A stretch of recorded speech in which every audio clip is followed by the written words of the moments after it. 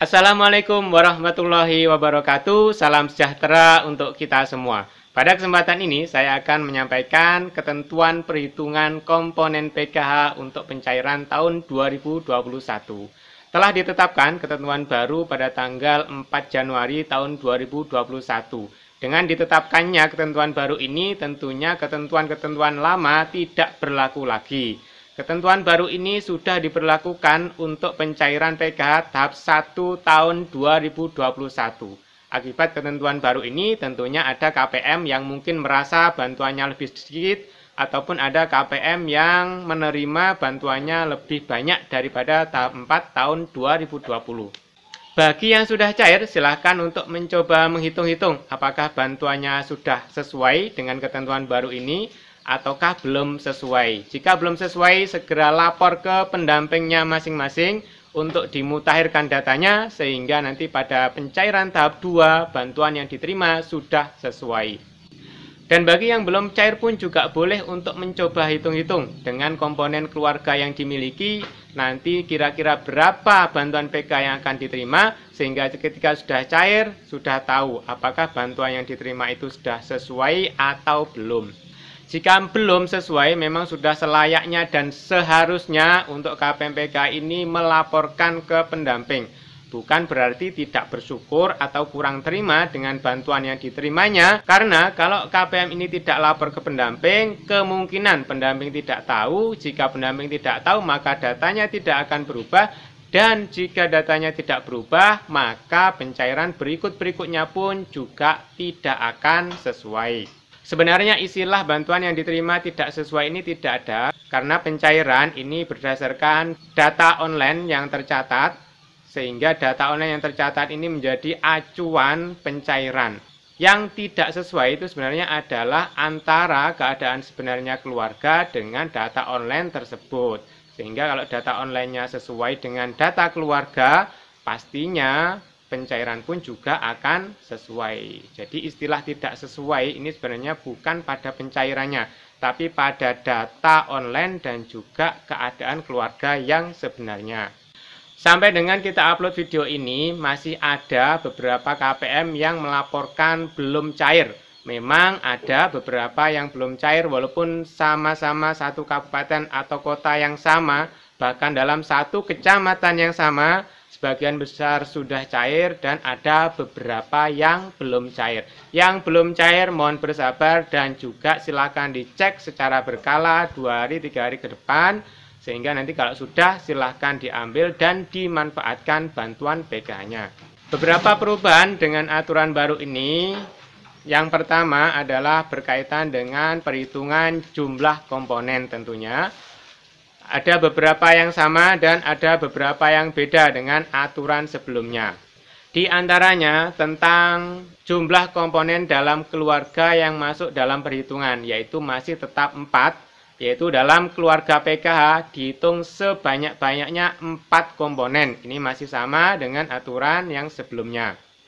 Kemudian untuk ibu hamil, ini juga masih sama dengan aturan yang sebelumnya, yaitu maksimal kehamilan yang kedua. Jadi kalau kehamilan yang ketiga atau keempat dan seterusnya, tentunya ini tidak masuk perhitungan bantuan. Namun walaupun tidak masuk perhitungan bantuan, kalaupun terjadi kehamilan yang ketiga, keempat dan seterusnya, harus tetap lapor ke pendamping. Ini fungsinya untuk apa? Agar nanti anaknya lahir bisa menjadi komponen PKH sebagai kategori anak usia dini. Jadi walaupun tidak masuk perhitungan ketika hamil, ketiga, keempat, dan seterusnya, juga harus tetap melaporkan kehamilannya ke pendamping agar datanya dimutakhirkan. Kemudian kategori usia dini. Ini ada perubahan, ada perbedaan dengan ketentuan yang sebelumnya. Yaitu ketentuan yang sebelumnya, anak usia dini dihitung sebanyak-banyaknya 4. Untuk aturan yang baru ini, dihitung sebanyak-banyaknya 2. Jadi kalau punya anak usia dini yang lebih dari 2, maka yang dihitung adalah yang 2 saja. Dan ketentuan yang baru ini tidak menyebutkan batasan usia. Jadi kalau aturan yang sebelumnya ini membatasi usia maksimal 6 tahun, sehingga yang termasuk kategori usia dini, usianya sudah 6 tahun ke atas. Untuk tahap yang sebelumnya ini tidak cair. Untuk kali ini anak usia dini walaupun sudah berusia 6 tahun ke atas yang belum tercatat pada sekolah dasar masih tetap mendapatkan komponen atau masih cair dengan kategori usia dini walaupun sudah 6 tahun ke atas. Jadi anak usia dini dihitung maksimal 2 dan tidak dibatasi dengan usia 6 tahun. Yang sebelumnya maksimal 4 dibatasi usia maksimal 6 tahun.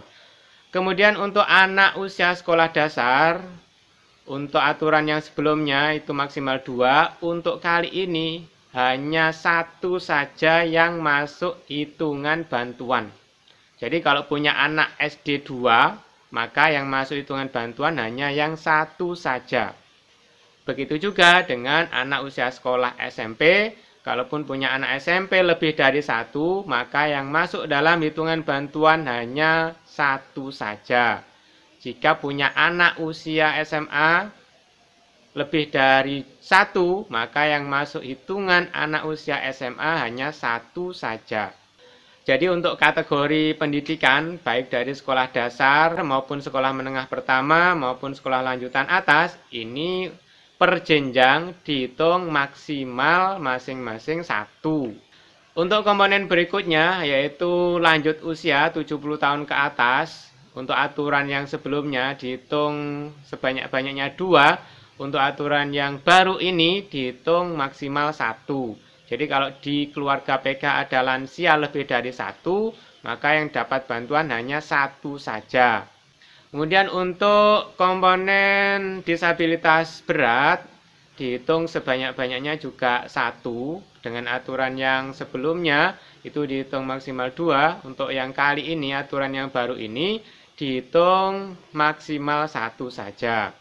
Dan ini ada komponen yang baru muncul dan sekarang komponen ini juga tidak dapat bantuan lagi, yaitu adalah komponen penyakit tuberkulosis atau pasien TBC. Ini tidak dapat bantuan lagi untuk aturan yang baru ini. Untuk besaran bantuan ini tetap dengan ketentuan yang sebelumnya, yaitu untuk ibu hamil 750 per tahap atau 3 juta per tahun. Untuk anak usia dini ini juga tetap 750.000 per tahap atau 3 juta per tahun.